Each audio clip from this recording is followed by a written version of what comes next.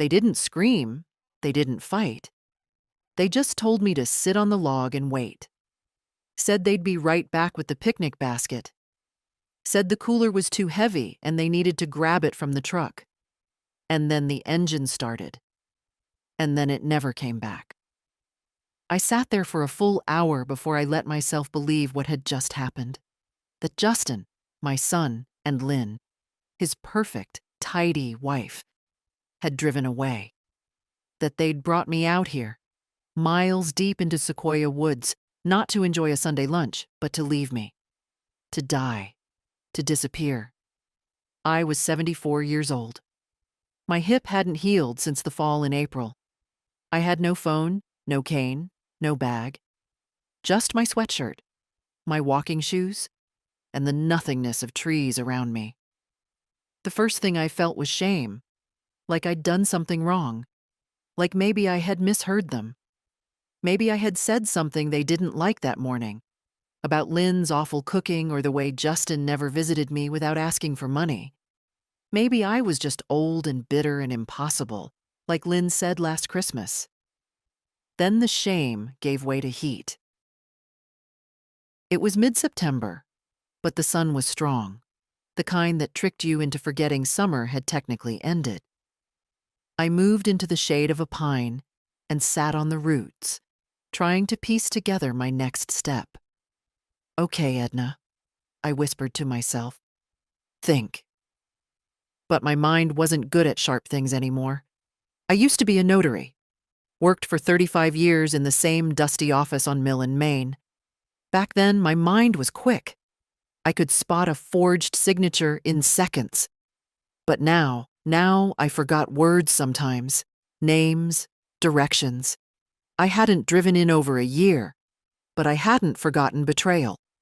Justin's truck had pulled away around 11:30. It was past 1 now. They weren't coming back. And if they'd taken my phone out of my purse on purpose, and I knew now they had, then they weren't planning on being found out either. That's when the second thought hit me. The insurance.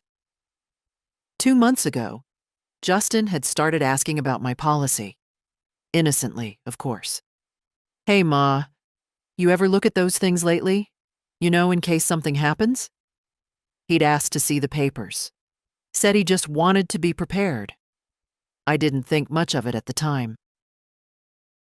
I even laughed, told him it was under the old freezer in the garage. And just last week, Lynn asked if I'd changed my beneficiary after Dad died. I thought she meant well, thought it was her strange way of showing care. But now, sitting in the dirt, my bones beginning to ache in that way they do when something terrible is happening, I understood. They thought it would be quick, that the bears or the cold or a missed step would take me, that they could tell the police I'd wandered off, that I was old, that people disappear all the time, that it wouldn't matter because really, who cared about one old woman? I wasn't crying, not yet, not even scared. I was furious, and that fury was what got me up. The pain shot through my right leg the second I tried to stand.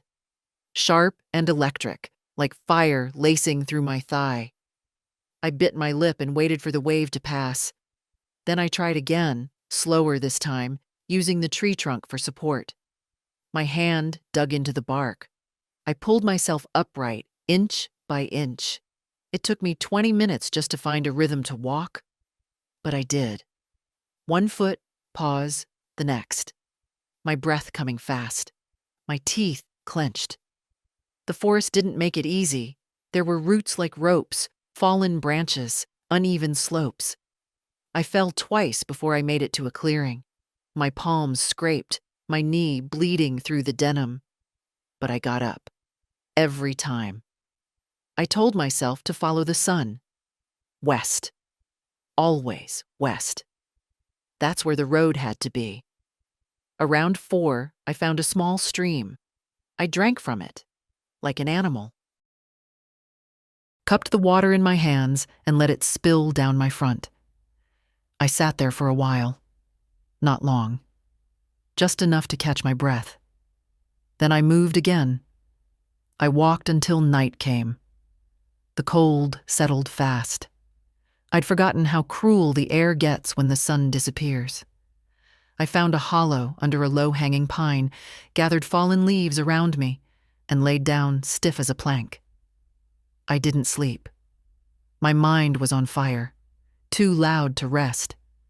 It kept saying the same thing over and over. They left you to die. Your son left you to die. I waited for the animals to come, for fear to sink in, for the will to give up. But none of it came. Only this.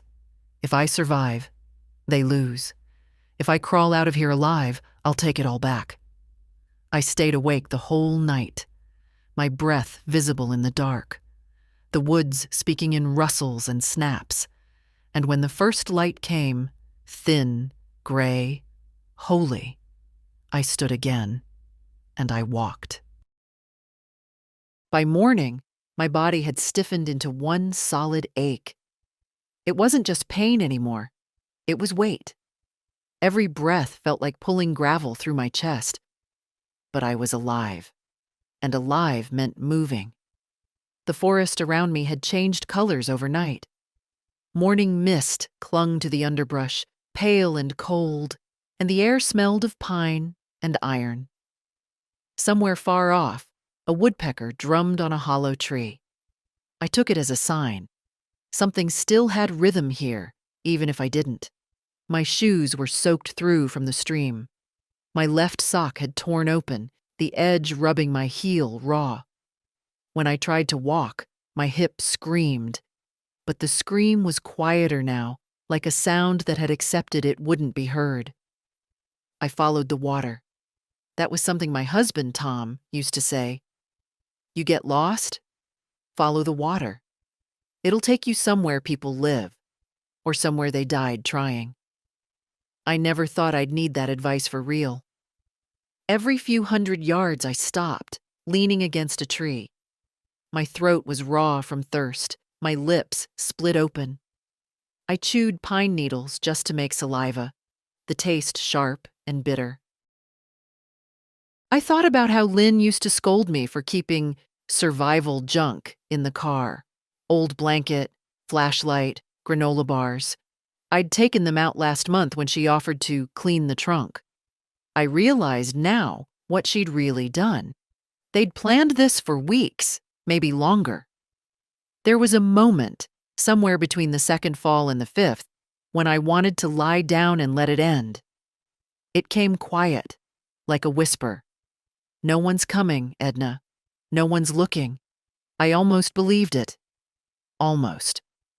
Then I saw a candy wrapper stuck to a bush.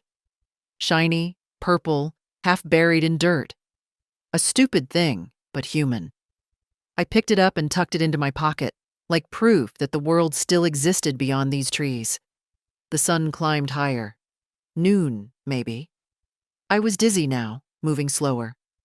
The sound of rushing water grew stronger ahead, maybe a wider stream, maybe a river. I crawled the last few feet down a slope and saw it. A narrow creek cutting through the woods, shallow but running fast. I dropped to my knees and drank again. It tasted like life and dirt at once.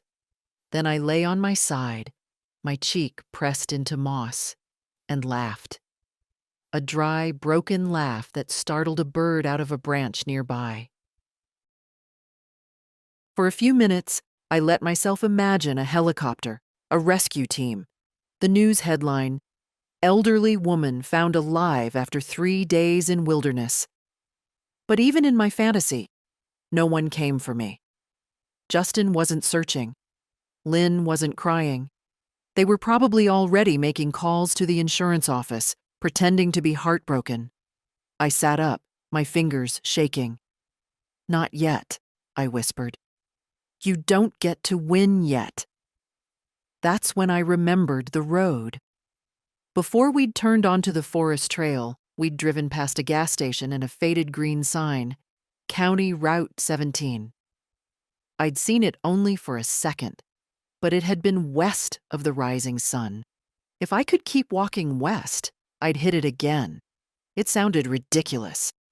But ridiculous plans were all I had left. The next hours were a blur of motion and falling. The forest floor turned to rock and roots. Once, I slipped and hit my shoulder hard enough to make my eyes blur. I thought I heard someone calling my name. I answered, but it was only the wind through the branches, cruel and soft. By evening, I stumbled into a small clearing. There was something there, a cabin, or what was left of one. Roof caved in, door hanging sideways. But it had 4 walls and a shadow from the wind. I crawled inside like an animal. The air smelled of rot and old smoke. A metal cot stood in the corner, rusted but still solid. I sat on it, my legs trembling. On the floor was a tin can, a broken lighter, and a torn magazine from 2004. I couldn't light a fire. My hands wouldn't obey. But I found a blanket, stiff and dirty, and wrapped it around myself anyway. That night, I let myself cry. Not because I was scared, but because I was angry. Angry that I'd spent a lifetime making it easy for them, signing checks, paying mortgages, forgiving every little disrespect as stress. Angry that I'd been too polite to notice when love had turned into convenience. Somewhere in the dark, something howled. I froze, holding my breath. The sound faded. Just a coyote, maybe, or the forest laughing. I whispered into the silence. You should have made sure I was dead, Justin. Then I closed my eyes and rested my head on the cold metal frame. The last thing I remember before drifting off was the shape of the trees through the hole in the roof, dark against the bruised sky. I made myself a promise then. Tomorrow, I find the road. Tomorrow, I crawl if I have to. Tomorrow, I start taking everything back. When I woke, it was from the sound of my own teeth chattering. The blanket was damp from dew. Dawn light leaked through the cracked boards like thin fingers. I was still in the same broken cabin, but my body felt older by 10 years. My tongue was swollen from thirst. My right leg had turned the color of clay. For a minute, I thought I'd died during the night. Then I tried to move, and the pain reminded me I hadn't. Every joint screamed. My hands were cut and blistered. My palms looked like the bark of the trees I'd clung to. But my mind was sharper now. Hunger does that to you. Strips you clean, leaves only what matters. I sat up, slow, counted breaths. 1, 2, 3. The world didn't spin this time. That was progress. I needed food. Water I could find again, but without food I'd fade before I reached any road. I searched the small shelter. Nothing. Only the tin can, half full of rainwater. I drank it all. My reflection rippled in it. An old woman's face, dirt-streaked, eyes hollow but alive. Tom's voice came back to me then, clear as if he were standing right behind me. You always were stubborn, Edna. Too stubborn to die easy. He used to say it whenever I worked through a fever or patched the barn roof myself, because Justin wasn't good with ladders. I smiled. Even now, he was right. I used one of the cot legs as a walking stick and left the cabin. The air outside was sharp, almost metallic. The forest smelled different in the morning, wet and raw. Steam rose from the ground where the sun touched it. I followed the light again. West. Always west. By mid-morning, I found a patch of blackberry bushes, wild and tangled. Half the berries were shriveled, but some were still good. I ate with shaking hands, thorns tearing my fingers. The sweetness nearly broke me. Tears came then, but quiet ones. Tears of life. Not today, I whispered. You hear me, Lynn? Not today. The path ahead dipped down into a narrow ravine. Rocks, mud, roots, nature's trap. I almost turned back, but the slope pointed the same direction I needed, so I started down, steadying myself with the stick. Halfway through, the earth shifted beneath me. I went down hard, rolling, dirt filling my mouth, shoulder screaming. When I stopped, I couldn't move for a moment. The sky spun. A trickle of blood slid down my neck. It took me 5 minutes just to get to my knees again. The walking stick was gone. My right wrist felt wrong, maybe sprained, maybe worse. But the air was different here, less thick. I heard something faint, like a hum, low and steady. I held my breath. Engines. I froze, listening. There it was again. Not close, but not far either. I started crawling toward the sound. It wasn't heroic. It was pathetic, slow, desperate, but it was movement. Inch by inch, across damp soil and fallen leaves. My body had stopped being mine hours ago. It was just a tool now. I used it. After what felt like hours, I saw it, a flash of gray between the trees. Metal. I dragged myself closer. A road. Narrow, cracked, but real. I laughed then. A dry, broken sound that scared a crow off the guardrail. I made it, but the road was empty.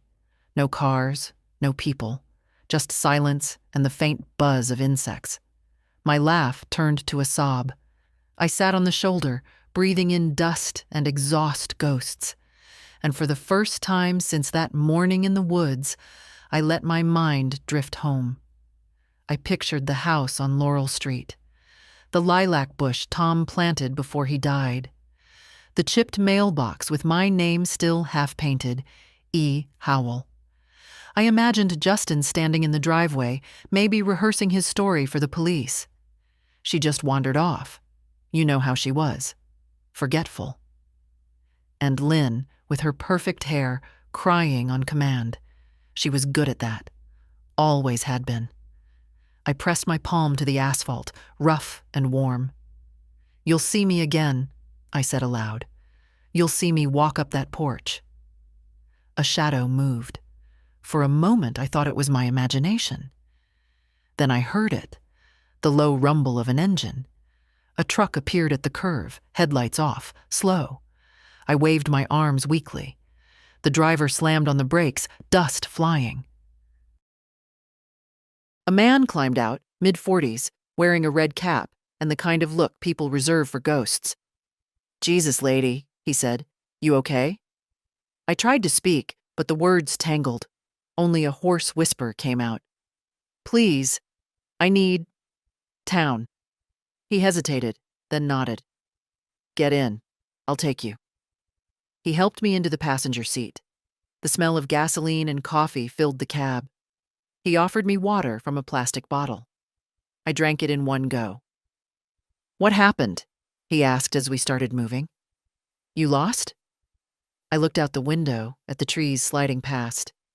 "Something like that." "You got family around here?" I almost laughed. "Not anymore." He didn't push. Drove in silence. When the forest thinned and the first rooftops appeared, I felt something tighten in my chest. Not relief, not fear. Something in between. I wasn't done suffering. I was just done being lost. "Drop me near Mill Avenue," I told him. "I can walk from there." "You sure?" he asked. I nodded. "I've been walking a long time." He left me by the old gas station, the one I'd passed that morning before they took me in. I stood there, watching his truck fade into the distance. I was home. Not safe yet, but home's close enough to start a war. The first thing I noticed was how normal everything looked. Cars passed. People walked dogs, carried groceries, yelled into phones. The gas station had the same faded banner fluttering over the window, now serving breakfast biscuits. My town hadn't changed. Not for my disappearance, not for my suffering. Life, it seemed, went on without me just fine. I didn't go home. Not yet. Instead, I walked, slow and lopsided, like someone recovering from surgery, down Mill Avenue toward the only place that would let me disappear for a while, the Golden Pine Motel. It had been there since the 70s, still had the same cracked neon sign and flower pots with plastic geraniums. I hadn't stepped inside in over 20 years, not since Tom's brother came to visit and drank too much to stay in our house. The man behind the desk didn't recognize me. That was good. "You need a room?" he asked, glancing at my dirt-streaked clothes. "Yes," I said. "Just a night." He didn't ask questions. Maybe I looked like someone who'd run. Maybe I did. The room was cold, smelled of bleach and old air. I peeled off my shoes, wincing as the skin of my heel stuck to the sock. I didn't cry. I just sat on the edge of the bed for a long time, watching the old TV in the corner without turning it on. I could have called someone, the police, the local station. But I didn't. Not yet. Instead, I opened the motel drawer and found a thin notepad with a stubby pencil. I started writing, not a letter, not a confession, a list. What I gave them: $42,000 for Justin's failed business, the house, still in my name, but for tax reasons they paid the bills, the Toyota Camry. I stopped driving Lynn's dental surgery. The pool installation for the grandkids who never visited. Power of attorney signed 3 years ago under pressure. My insurance policy, updated 6 months ago, Justin listed as beneficiary. Each line felt like pulling a tooth, not because of the money, but because of how easily I'd said yes. I used to tell myself it was love. That's what mothers do. We help. We give. We stay quiet. But now every yes felt like a nail, and they'd use those nails to build my coffin. When I finished the list, I folded the paper and tucked it under my pillow. Then I lay back, staring at the cracked ceiling. I didn't sleep. I just waited. At 7 p.m., I left the room. I walked slowly to the edge of town, toward Laurel Street, my street. I didn't get close enough to be seen, just far enough to see the lights. My house was lit up. Porch lights. Living room. Kitchen. I recognized the pattern. It was the company's over setting. And then I saw the reason. Balloons tied to the mailbox. Silver. Floating like apologies. They were throwing a memorial. I stood in the shadows of the oak tree across the street and watched as the guests arrived. Neighbors, colleagues, a few people from Justin's church group. They brought food, hugged each other, laughed. And then I saw her, Lynn. In a dark dress, hair pulled back, eyes red, but makeup flawless. She was good, I'll give her that. She could sell grief like a professional. She stood at the top of the steps, hand to her heart, nodding as people offered condolences. Justin wasn't outside, but I could imagine him inside, preparing his speech. We lost her too soon. She was forgetful. We thought she was just going for a walk. We never imagined. I felt nothing, no rage, no heartbreak, just a deep, precise clarity. They were mourning me. Beneath my roof. Over food I probably paid for. Let them cry. Let them grieve. Let them believe, for now, that they got away with it. Because tomorrow, everything would change. I turned and walked back to the motel. Each step steadier than the last. I slept that night. Deep and cold, like stone. When I woke, it was with one thought in my mind. I need my money. My rights. My name. At 9 sharp, I walked into my bank. The teller, young, bright smiled, froze a little when she saw me. "Ma'am?" "I'm sorry, I'd like to speak to Richard Duncan," I said. My account manager. A pause. Then, of course, they called him from the back.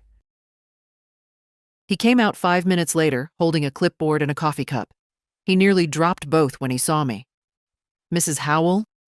"Alive," I said, "and I want to review my accounts." We sat in his glass-walled office. He fumbled with his pen, sweating.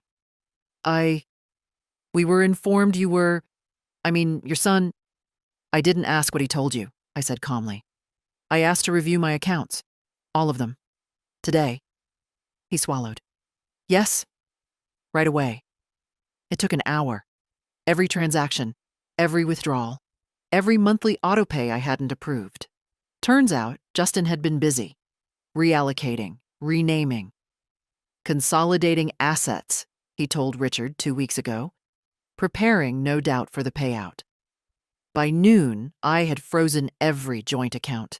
By 12:30, I had revoked the power of attorney. At 1, I called my lawyer. "Tom's old estate guy?" he asked. "No," I said. "Someone sharper." Because this wasn't just about protecting what was mine. It was about making them answer. By 2, I was back in my motel room, holding a manila folder full of papers. Legal ones, real ones. Power, not performance. I hadn't decided yet when to show up. Not at dinner. Not at church. No. I'd wait for the day they thought they'd won. The day the check arrived, and then I'd walk through that door. Not a ghost, not a victim, but a reckoning. By the time I left the motel, 2 days had passed. I'd washed the dirt from my face, trimmed my hair with the motel scissors, even borrowed a pale cardigan from the thrift store next door. When I looked at my reflection in the bathroom mirror, I almost didn't recognize myself. There was something in my eyes that hadn't been there before. Stillness. Not forgiveness. Just the kind that comes after you stop asking for it. I took a cab to the other side of town. I didn't tell the driver where I really lived. "Near Maple and 7th, I said. "The White House with the lilacs." He nodded. Didn't care. I was grateful for that. People who don't care are useful when you're planning to come back from the dead. The air was heavy, thick with the promise of rain. I asked him to stop half a block early. My hip ached when I climbed out, but pain felt different now. Less like suffering, more like proof. Proof that I'd survived. The first thing I noticed as I turned the corner was the banner. "In loving memory of Edna Howell, 1949 to 2023. They'd strung it across my porch. I stopped walking. Just stared. My porch. My name. My death. They'd even used the picture from Tom's funeral. The one where I'd worn the blue scarf he'd bought me in Savannah. They must have taken it off the wall in my bedroom. In the driveway, Justin was talking to a man in a dark suit.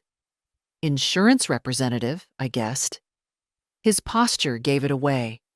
The polite lean, the practiced nod, the fake sympathy. Lynn hovered near them, hands clasped, eyes moist. She played her role beautifully. I stood behind the neighbor's hedge, watching.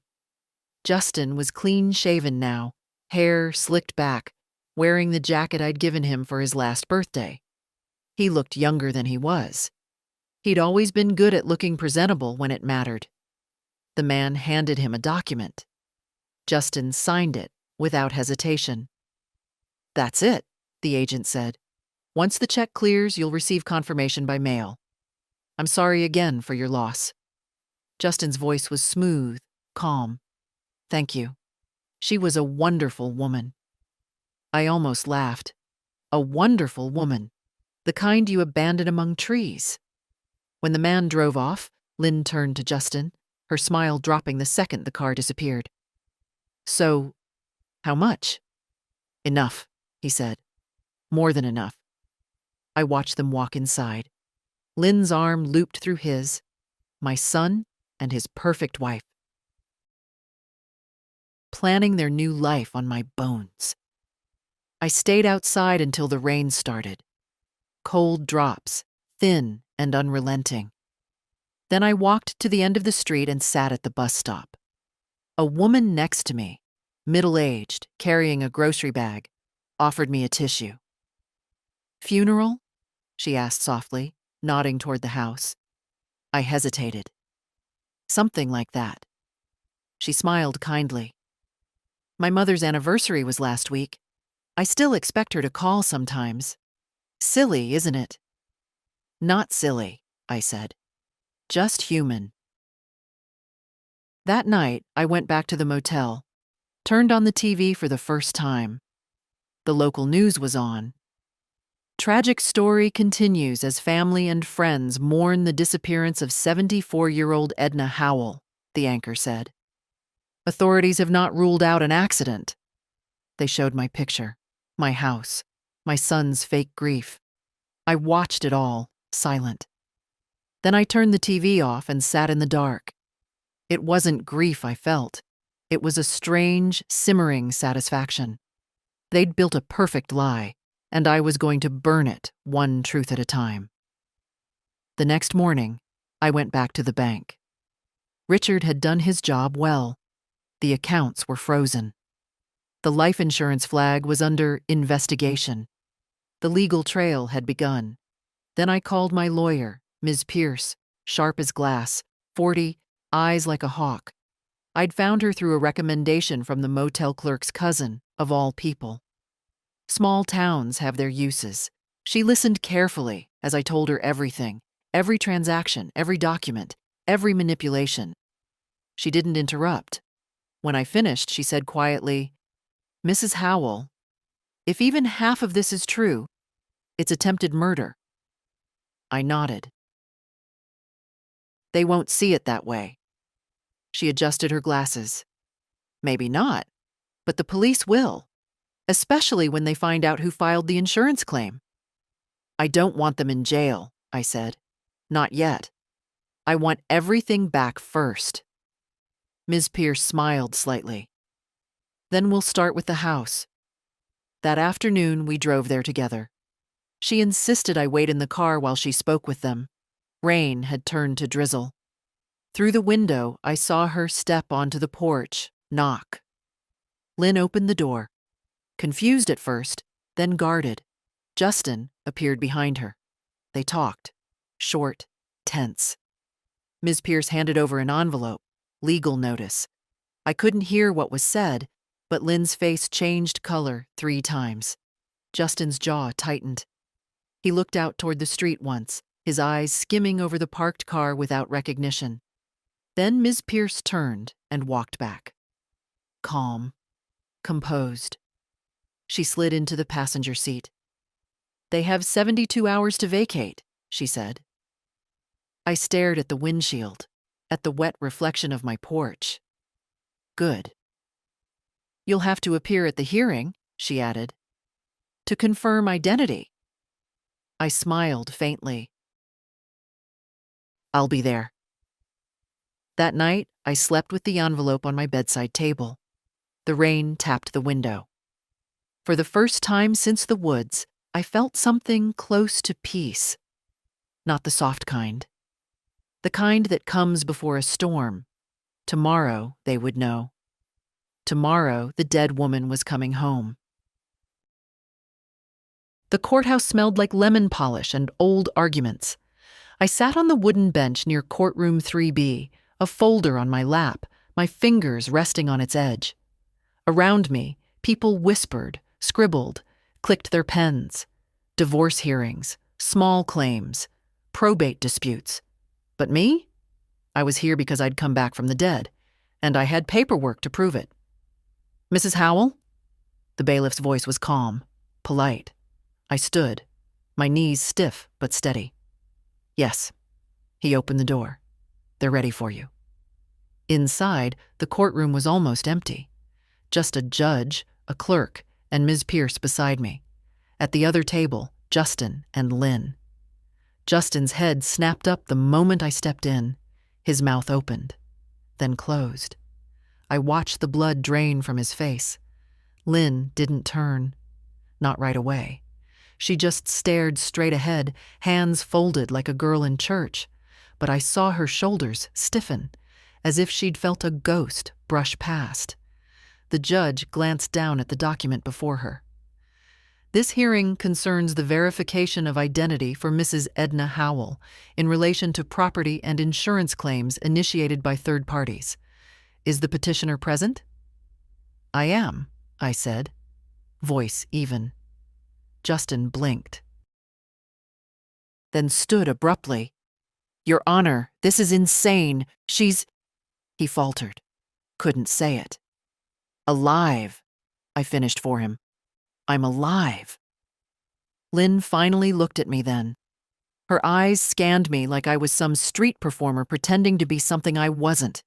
She didn't say a word, but I saw it in her face. Fear.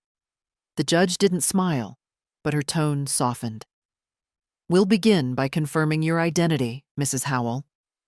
I handed over my birth certificate, social security card, driver's license, expired, but mine.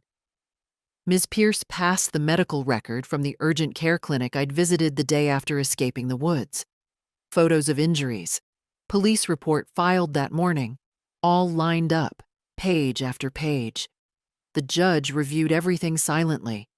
Justin sat like stone. Only once did I see him glance at Lynn, and that glance said everything. This wasn't part of the plan.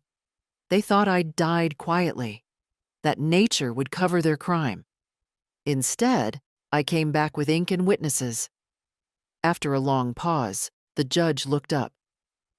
The court recognizes Mrs. Edna Howell as legally alive and in full capacity to manage her estate. Effective immediately, all property and financial rights revert to her. Ms. Pierce nodded. We'll begin proceedings to reverse the transfer of authority and restore ownership of the Laurel Street home. The judge tapped her gavel once. So ordered. That was it. No dramatics, no outrage. Just the sound of a gavel and the end of their game. As we stood to leave, Justin stepped toward me. His voice dropped to a whisper. Mom, what are you doing? I looked him in the eye. I'm coming home. Lynn grabbed his arm, pulling him back. Don't, she hissed. But I wasn't done. I turned to the judge. Your Honor, may I request a sheriff's escort when I return to the property? The judge nodded. Granted. That afternoon, I watched from a distance as a sheriff's deputy knocked on my door. Justin opened it, said something. The officer handed him the same notice Ms. Pierce had already given. Lynn stood in the hallway, arms folded, not moving, not speaking. They had 48 hours left. I didn't go back to the motel. I checked into a small inn near the library, walked the block myself, sat on a bench outside the old bakery and watched people pass. Nobody recognized me. Or maybe they did and weren't sure if they were seeing a ghost. That night, I wrote again. Not a list this time. Not facts. A letter. To my granddaughter. To Maggie. If they've let you believe I died, I want you to know the truth. I didn't. They left me. But I came back. And I didn't come back for revenge. I came back to remember who I am. You always saw me, even when they didn't. I'll be waiting when you're ready to find me. Love, Grandma. I folded the letter, sealed it, and walked it to the post office at sunrise. The woman behind the counter looked at the name and address. Your family? She asked. I smiled. Not yet, but maybe again someday. Then I turned toward Laurel Street, my porch, my name still on the mailbox. Tomorrow, they'd be gone. And I'd walk back into my house, not as a guest, not as a mother begging for space, but as the woman who built it, alone, alive, and free. I didn't want to go to the police, Not because I was afraid they wouldn't believe me, though I knew that was a risk. I didn't want to because it made it real. Because once you name a thing, it becomes something you have to carry forever. But what they did had a name, and I was done pretending otherwise. That morning, the sun rose clear. No rain, no mist, just light, honest and harsh. I put on the navy blouse I'd bought at the thrift store and buttoned it all the way up. There was a small tear under the left arm. I didn't fix it. Let them see the damage. Let them know it wasn't all polished and neat. The station hadn't changed. Still the same waiting chairs with worn vinyl. Same flag in the corner. Same front desk with the chipped sign, "Be kind. We're here to help." I stepped forward. The woman behind the desk looked up from her computer. "Morning. Can I help you?" "Yes," I said. "I'd like to report a crime." Her expression didn't change. "All right. What kind of crime?" "Attempted murder," I said. Now she looked at me. "Excuse me?" "My name is Edna Howell, 74 years old, resident of Laurel Street." I handed her my ID and a folded document from Ms. Pierce, a notarized statement with dates, medical notes, and a timeline. "I was left to die in Sequoia Woods 5 days ago by my son and his wife." She blinked. Slowly.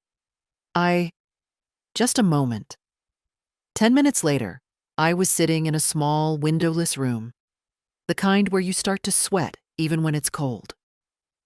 A younger officer came in, Detective Hanley. Mid-30s, neat haircut, the kind of face that looked more comfortable behind a laptop than in the woods. But his eyes were steady. "Mrs. Howell, I'm sorry. We were told you were dead," I said. "Yes, so was I." He paused. "May I record this conversation?" I nodded. The red light blinked on. He folded his hands. "Tell me everything, from the beginning." So I did. From the morning they said we were going on a short hike, to the moment they drove off, to the 2 nights in the woods, the blisters, the berries, the rusted cabin, the walk to the road, the truck driver who picked me up, the motel, the bank, the lawyer, the insurance paperwork already in motion. I didn't cry. I didn't flinch. Hanley didn't interrupt, except to ask dates and names. He wrote everything down. When I finished, I pulled my sleeve back and showed him the bruises still fading down my arms, the cuts on my palms, the raw skin at my ankle. "I've already been checked by a doctor," I said. "Everything's documented." He was quiet for a long time. Then, "Do you know why they would do this?" I looked at him. "You're a smart man, detective. You know why." "Money. Almost $250,000 from the life insurance," I said. "Plus the house, the accounts, and whatever else they thought they could keep." He exhaled slowly. "You understand that this will be delicate.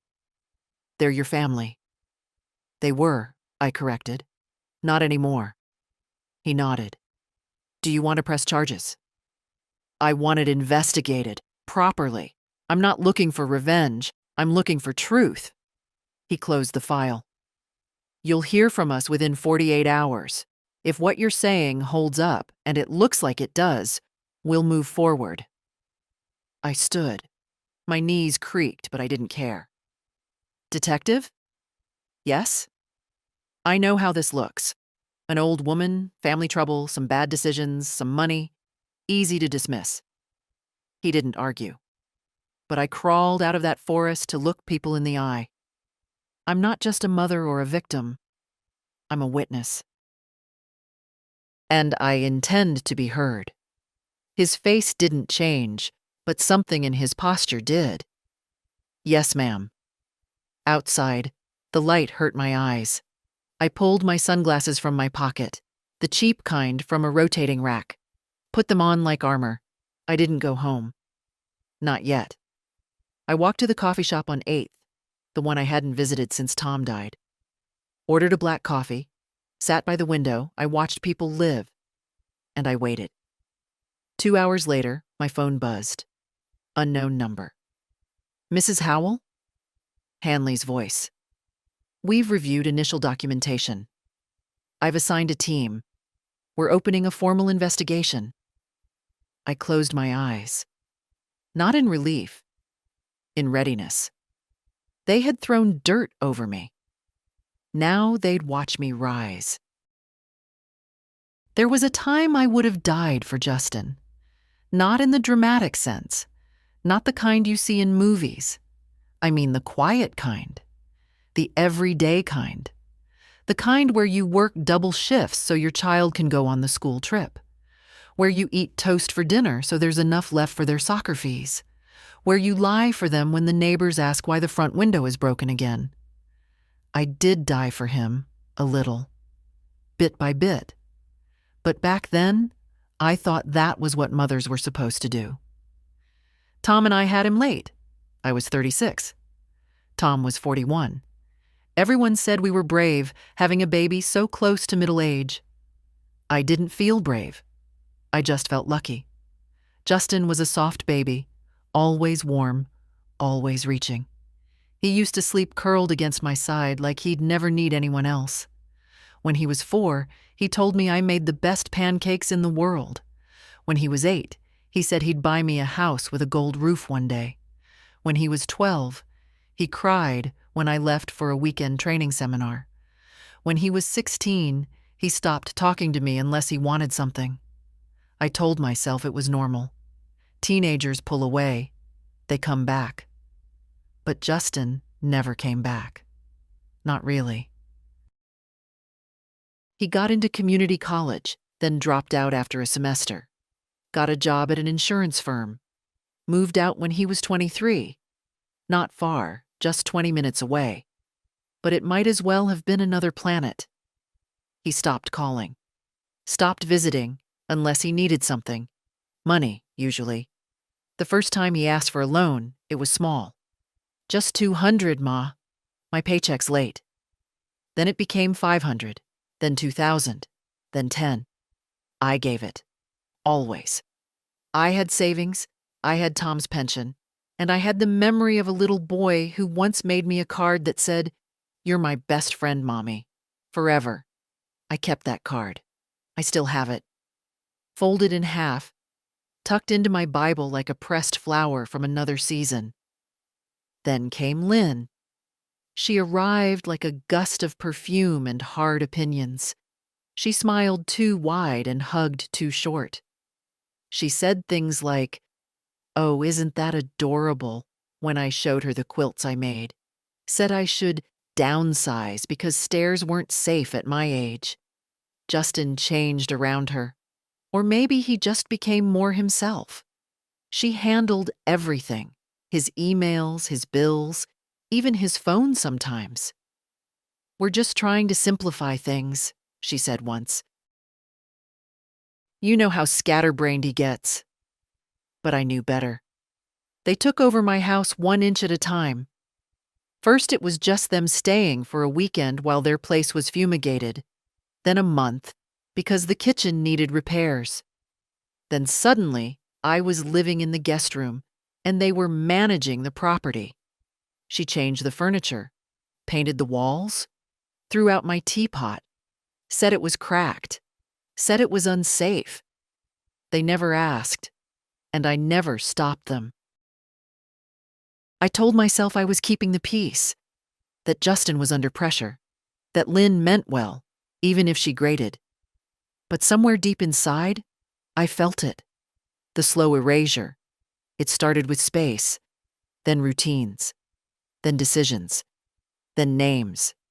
He stopped calling me Mom, started calling me Edna when we were around her friends, said it was more modern, said Mrs. Howell sounded too distant, but Mom made people think I was older than I looked.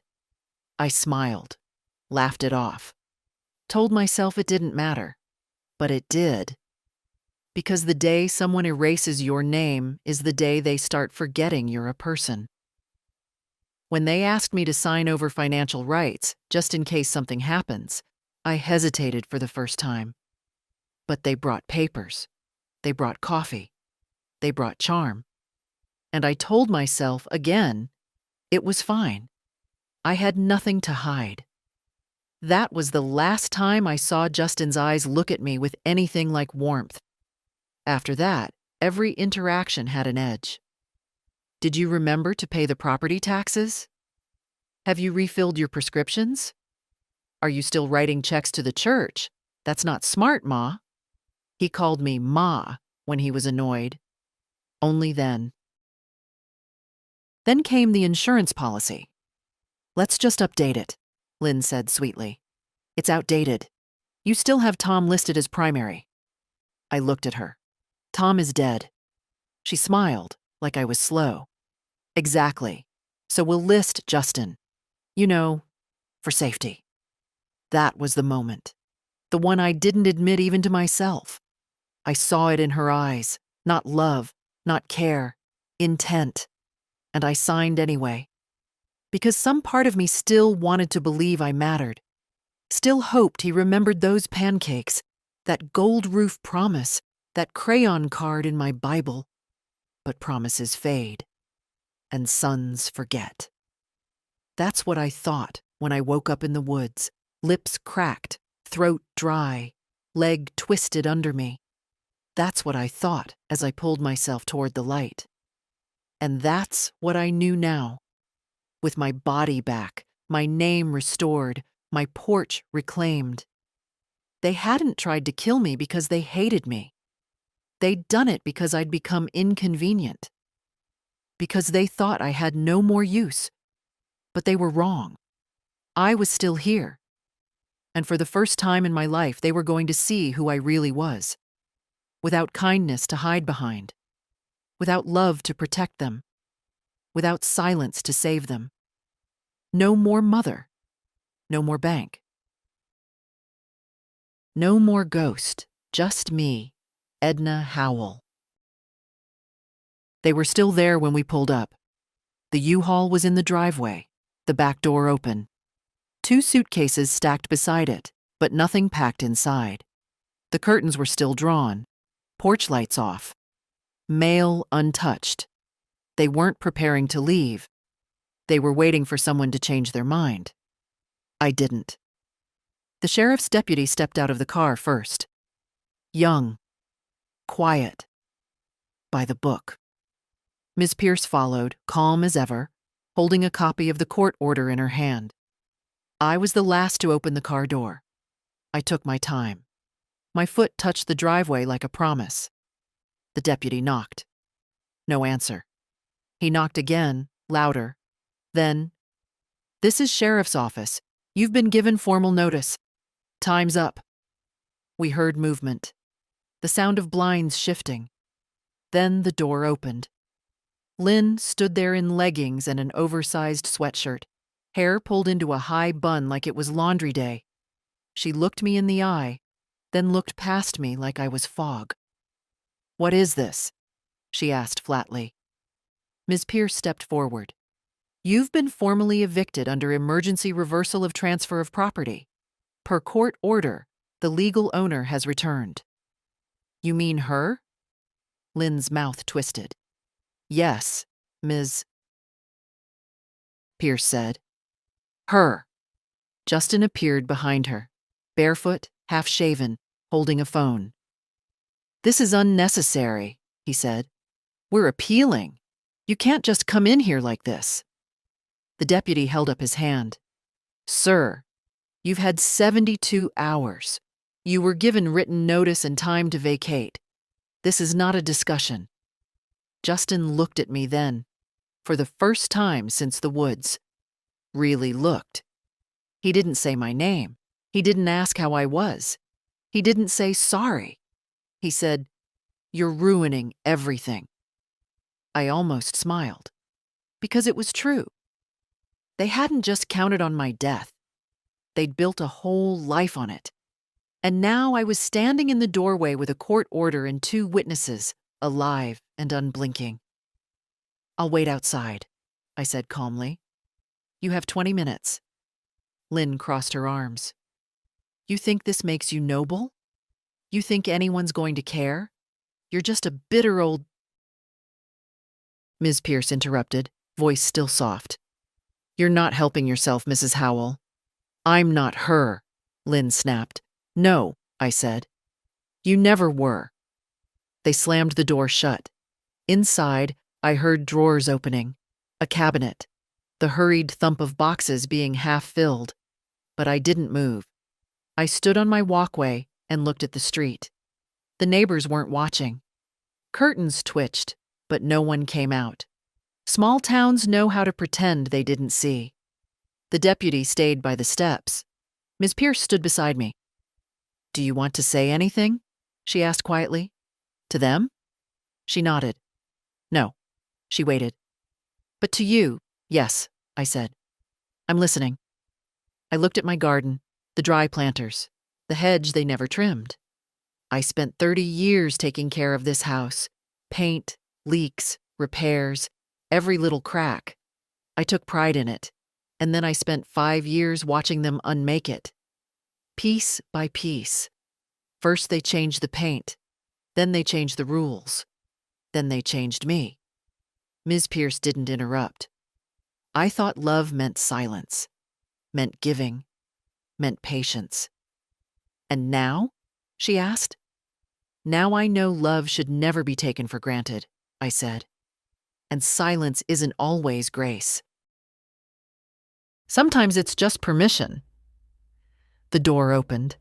Lynn stomped out first, carrying a duffel bag and a plastic tub labeled office. She didn't look at me. Justin followed, slower. He had a backpack and one suitcase. His eyes were bloodshot, his shirt untucked.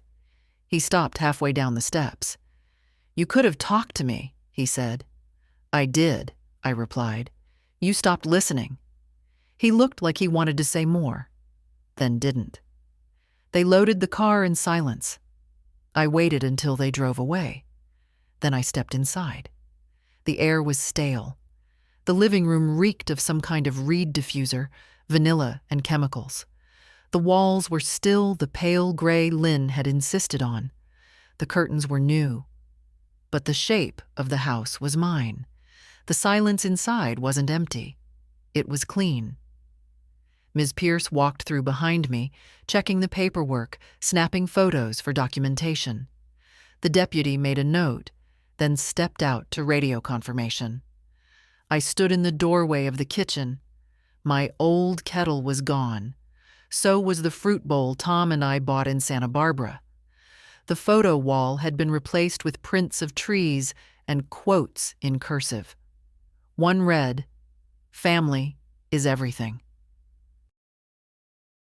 I took it off the wall and set it gently on the counter.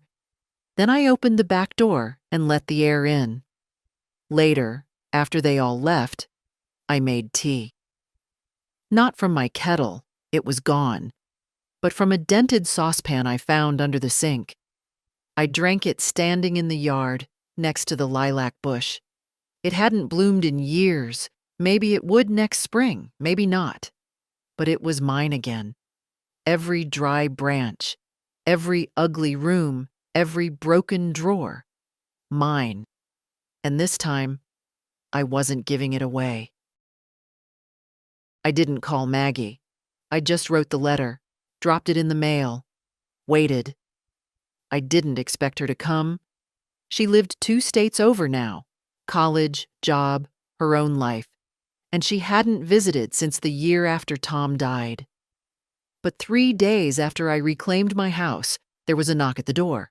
Not the doorbell. A knock. Soft, uncertain. I opened it, and there she was.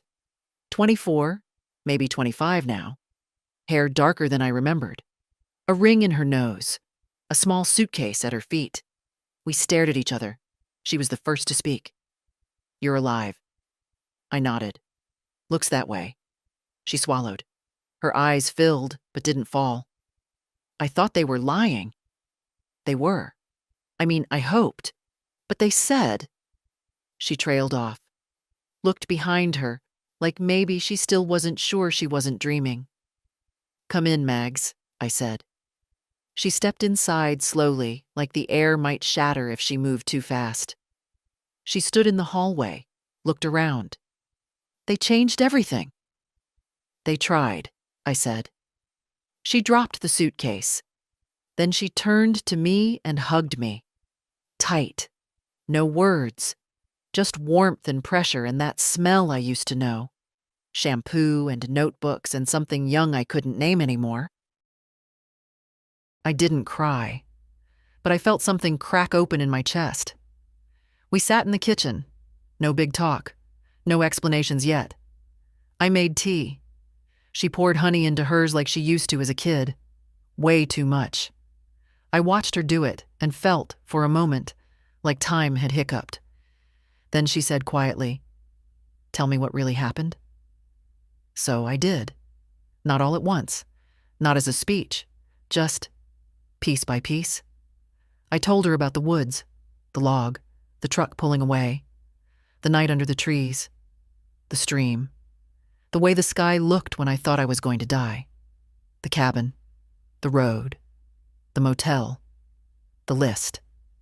She didn't interrupt. Not once.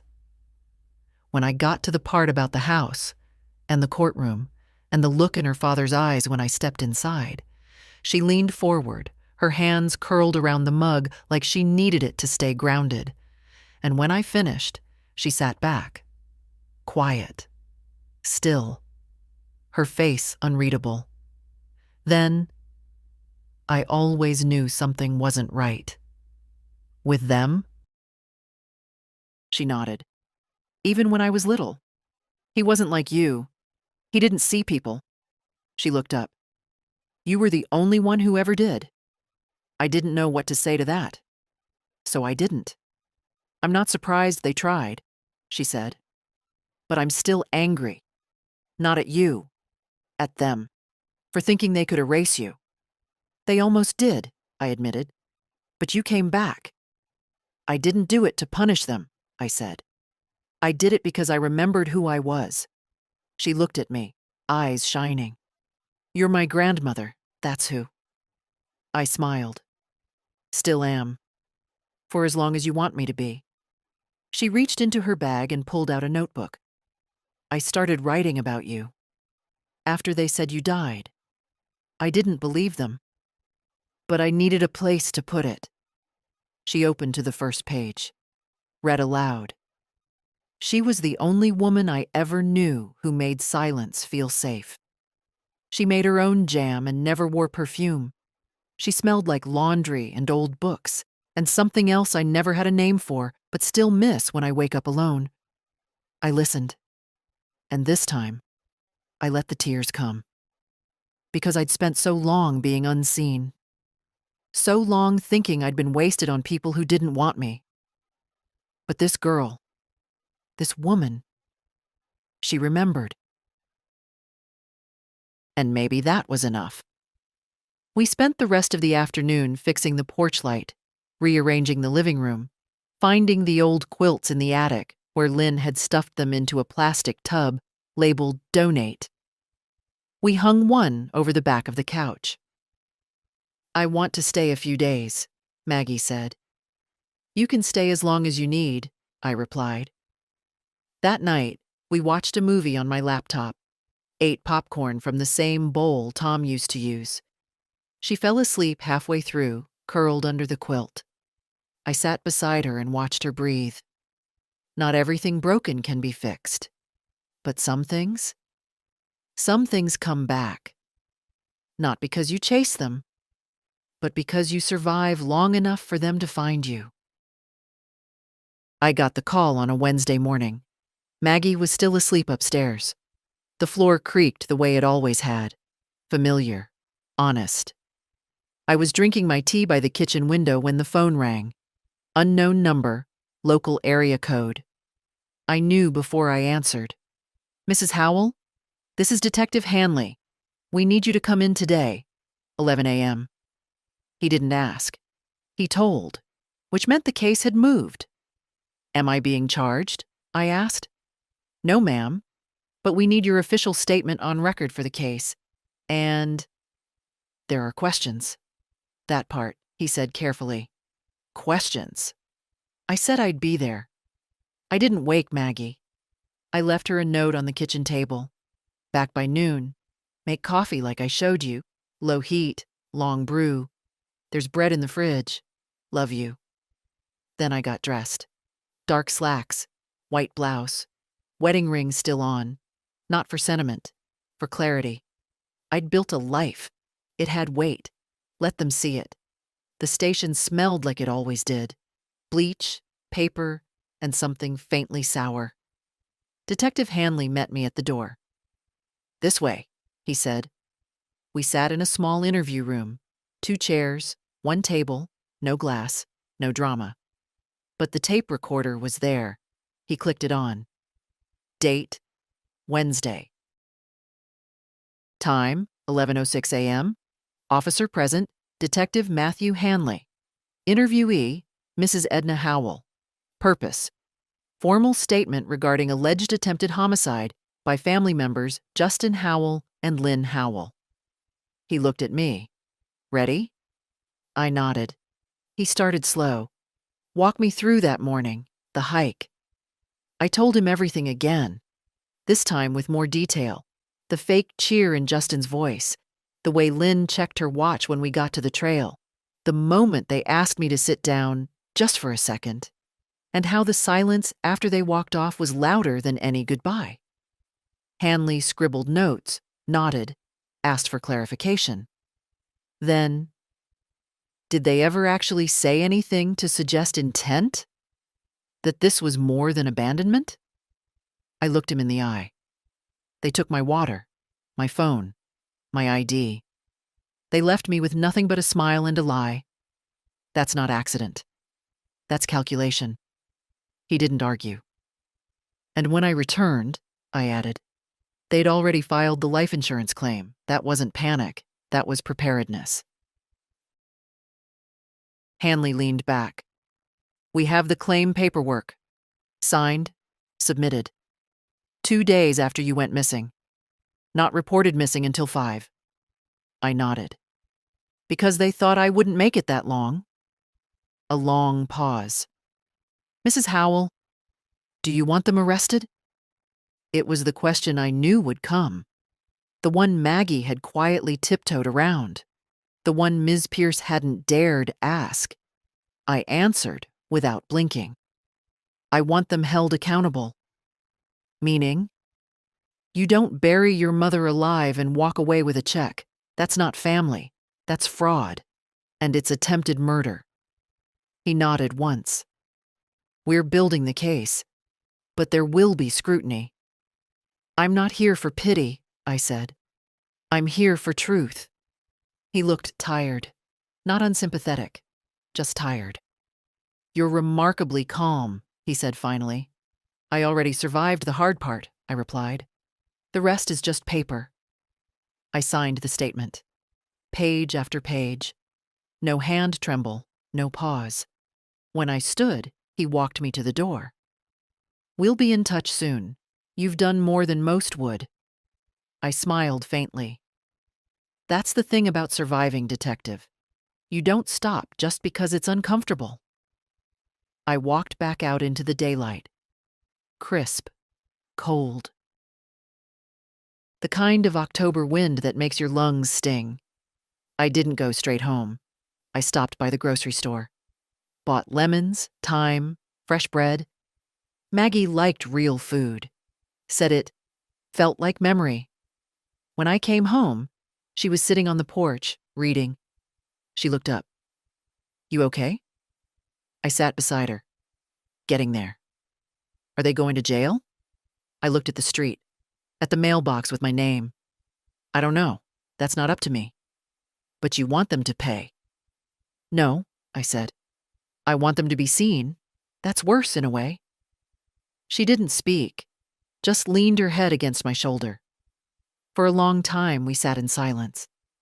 Then she said, You scare me a little. I smiled. Good. Maybe that means I finally did something right. The envelope was cream-colored, thick, sealed with the county's crest. I found it tucked into the screen door the way they do when they know the person lives alone. No knock, no ring, just placed gently, like bad news delivered with manners. I didn't open it right away.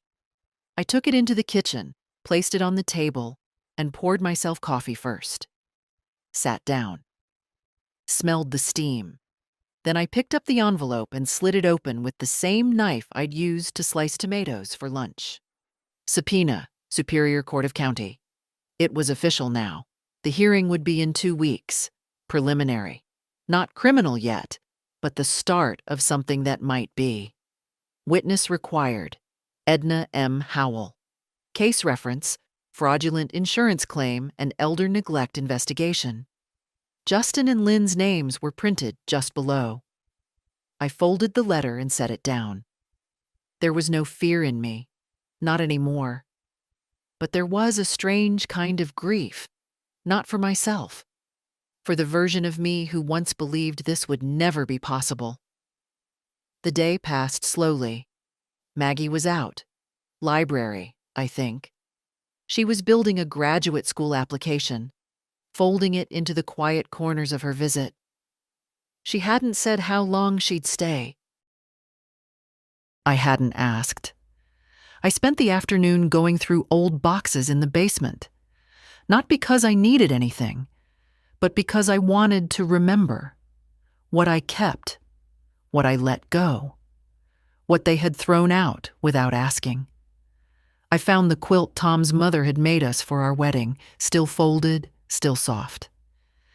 I found Justin's baby shoes, wrapped in tissue, his report cards, a birthday card he'd made at 5 years old where the Y in happy curled backward. I kept everything, and it hadn't saved me. That night, Maggie made dinner, pasta, garlic bread. We ate at the kitchen table, then she asked, "Do you want me there?" "At the hearing?" She nodded. I thought about it, then shook my head. "No, I need to stand alone." She didn't argue, just said, "Then I'll be waiting when you come home." I reached across the table and squeezed her hand. She didn't flinch. 2 days later, Ms. Pierce came over with more paperwork. Legal language, court logistics, timelines. She was brisk but kind, always with that edge of iron under her calm. "They'll try to spin it," she warned, "claim confusion, miscommunication, emotional stress, say they thought you wandered off, that you'd shown signs of cognitive decline." I smiled faintly. "Let them. You have medical records, neighbors who saw you healthy before the trip, bank statements, security footage, motel logs, and teeth marks in my palms," I added. "But yes, I have evidence." She looked at me.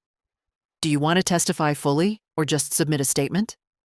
"I'll testify," I said. She nodded once. "Good." When she left, I stood at the door for a long time after it closed, watching the street. Somewhere out there they were preparing too, practicing lines, assembling paperwork, rehearsing grief. They wouldn't expect me to be steady. They expected the woman they buried, and that woman was gone. I was the one who came back. And this time, I wasn't coming to beg. I was coming to tell the truth. The courtroom was small. No jury, no cameras. Just a judge, a clerk, 2 lawyers, and the sound of old wood creaking under every step. I sat at the witness table. Ms. Pierce sat behind me. Across the room, Justin and Lynn. She wore beige. He wore regret, poorly ironed. The judge looked over the files, flipped a page, cleared his throat. "This hearing concerns the legitimacy of an insurance claim filed in the name of Edna Howell, presumed deceased and later found alive. The court will hear testimony to determine whether sufficient grounds exist for referral to the district attorney." He looked at me. "Mrs. Howell, you may begin." I didn't shake. I didn't rehearse. I just told the truth. I went into the woods with my son and his wife on October 18th. They said it would be a short walk. It wasn't. They brought snacks and water for themselves. They told me to rest.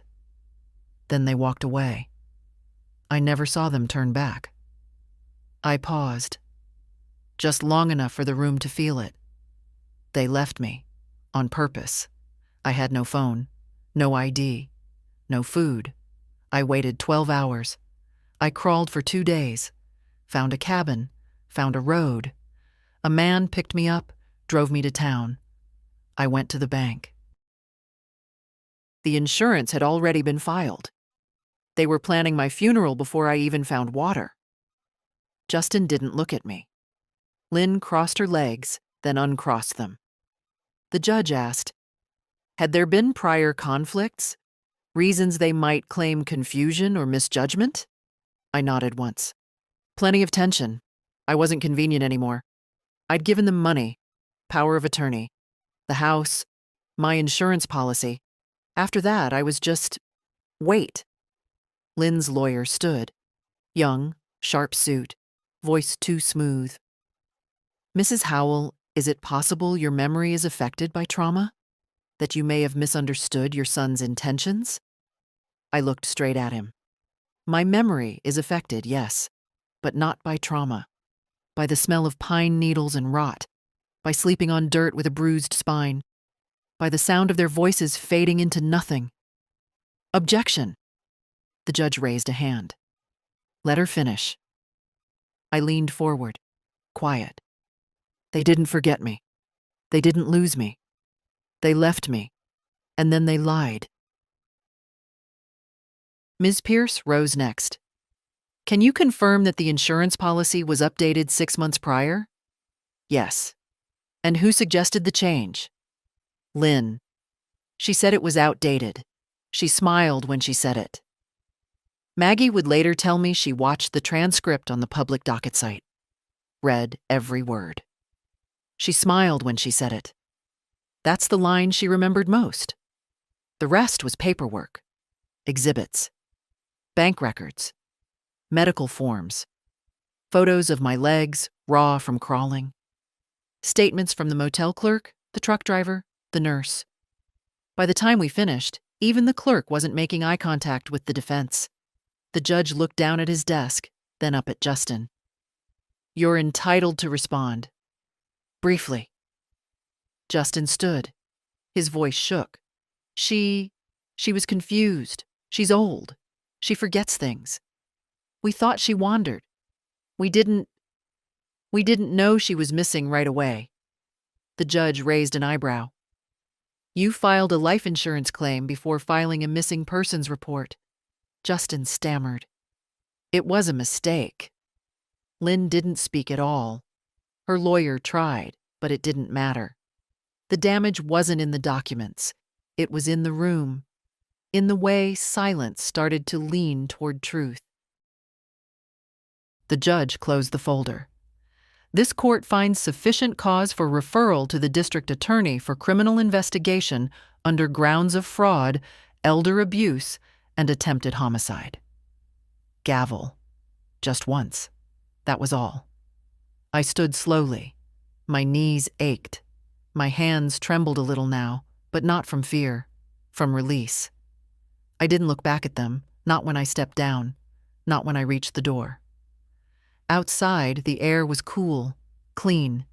Ms. Pierce joined me on the steps. You did what you came to do, she said. I nodded. They can lie all they want now. The world knows.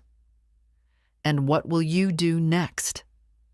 I looked up at the sky, pale blue and endless. Live, I said. Fully, this time. It was a Thursday afternoon when they came. The sun was low, dust in the air, the kind of quiet hour when most people are still at work and the mail's already come. I'd just finished sweeping the front porch, something I hadn't done in years, but now did almost every day. The rhythm helped. I didn't hear a car, didn't need to. I felt them.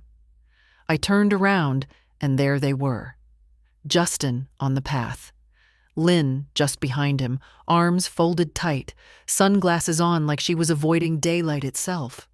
He didn't speak at first, just looked at me like I was a painting he didn't remember buying. I said nothing. Then, finally, he cleared his throat. "Mom, can we talk?" I didn't move. "About what?" He shifted his weight.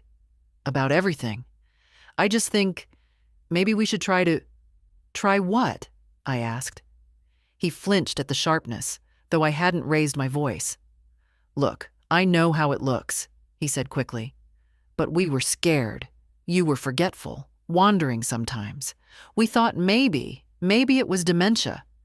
"You thought dementia comes on in the woods?" I asked. Lynn stepped forward then. "We didn't plan anything, Edna. You're twisting it. You were slowing down. You fell asleep during conversations. You left the stove on once." "I remember," I said. "You brought it up for weeks." "We were worried," she insisted. "People make mistakes when they're trying to protect someone." "You filed a death claim," I said. She looked away. "That was a mistake." "No," I said calmly. "A mistake is forgetting someone's birthday. This was a decision." Justin's voice dropped. "I didn't think you'd make it out." There it was. He said it quiet, almost like he didn't mean to say it aloud. I watched his hands, shoved in his pockets now, not shaking, not clenched, just still. Like he'd finally run out of stories to tell himself. "I'm not here to scream," I said. "Not to shame you. You already did that yourselves." "Then what do you want?" Lynn asked. "Nothing," I said. "I don't want a thing from you." They were quiet then. Long, slow silence. The kind that used to fill the house when Tom was still alive and trying not to say what he really thought of Lynn's cold smile. Justin looked up. "I just thought you might forgive us." "Forgiveness," I said, "is for people who say, 'I was wrong,' not for people who say, 'I had reasons.'" He looked like a child then, a grown man in a shirt 2 sizes too stiff, trying to shrink into himself. I took a step forward. "You want to know what I remember most?" I said. "It's not the hunger, not the cold, not even the crawl." I paused. Let the wind move past us. "I remember how quiet it was after you left me. How it didn't surprise me." He blinked. "Mom?" "No," I said. "You don't get to say that anymore." Lynn turned. "We shouldn't have come." "You're right," I said. They started back toward the car. But before they reached it, I added, "I hope you both find something better to be than what you've been." Lynn didn't turn. Justin did. Just once. "I loved you," he said. I nodded. "I know. Once." They drove off. The tires didn't even crunch loud enough to be dramatic. I stood there for a long time after. Not angry, not empty. Just done. Later that evening, Maggie found me on the porch. "They came?" she asked. "They left," I said. She sat beside me, hand on mine. "Did it help?" I thought about it. "No." But it didn't hurt. We watched the sky shift from pink to gray. The air smelled like dust and old grass. "They'll never understand," Maggie said. "They don't need to," I replied. "They just need to stay gone." And they did. I didn't hear from them again. No more letters, no calls, no lawyer tricks. Just absence. The clean kind. Sometimes that's the best peace you get, and sometimes it's enough. I didn't rebuild my life. Not the way people talk about it, like it's a house you put back together with better nails and newer wood. I just picked up what was still mine. The quiet. The mornings. The sound of my own breath when I wake up without needing to be needed. Maggie stayed through winter, said it was just for a while, but she never set a date to leave. She worked from the library, made dinner most nights, filled the house with that soft noise only young people bring. Music I don't know the words to, laughter through a closed door, footsteps overhead when I forget what day it is. We never talked much about Justin and Lynn after that. They drifted into the background like a bad painting you forget to take down. The police case lingered, slow and cold, like most things that touch money and family. Charges were pending. I didn't chase them. I didn't check the status. I had nothing left to prove. One day, in early March, I sat on the back porch with Maggie and asked her, "What do you think happens to people like them?" She shrugged. They find someone else to take from, or they finally run out of people. I nodded. And what about people like me? She looked at me, soft-eyed and certain. You keep the door locked, and you open the window. That spring, the lilacs bloomed for the first time in 4 years. I don't believe in signs, but I sat beside them one morning, breathing in their scent like something old I thought I'd lost. Not magic, just survival. Maggie planted tomatoes. We painted the kitchen. She found my old recipe cards and made copies. I bought new curtains, not beige, yellow, with white thread like sunlight you could fold. And the house, my house, started to sound like mine again. Not busy, not loud, just honest. One evening, I stood in the bedroom I used to be locked out of. I ran my hand across the dresser. The dust was gone. So were the perfume bottles Lynn left behind. I opened the drawer and placed 3 things inside. The letter I'd written Maggie. The court document restoring my ownership. A photograph of Tom and me on the porch, years ago. His hand on my back, my eyes closed against his shoulder. Not for memory, not for legacy, for truth. Because if this house is ever emptied again, I want someone to know. I was here. And I didn't go quietly. On the first Sunday in May, I walked to church for the first time in 2 years. The woman at the pew, Betty something, looked at me like she'd seen a ghost. Maybe she had. "You look good," she whispered. I smiled. I am. That day, the sermon was about Lazarus. I didn't miss the irony. Afterwards, they served weak coffee and 2 sweet cookies. I took both. Not because I missed them, but because I could. That night, Maggie and I sat on the porch. "What now?" she asked. "Now we live." "No plans?" "None that require anyone's permission." She leaned her head on my shoulder. We watched the stars come out, one by one, like little truths too patient to be loud. And when I finally spoke, it wasn't for her. It was for you. To whoever reads this, they might forget you. They might bury you. They might smile while they do it. But you're not done unless you say so. You get to come back. You get to choose silence or noise or something in between. You get to keep your name, even if you have to crawl for it, especially then. So take it. Take it all back. And when they ask how you did it, say nothing. Just live. If you felt this, share it. Someone out there is still crawling.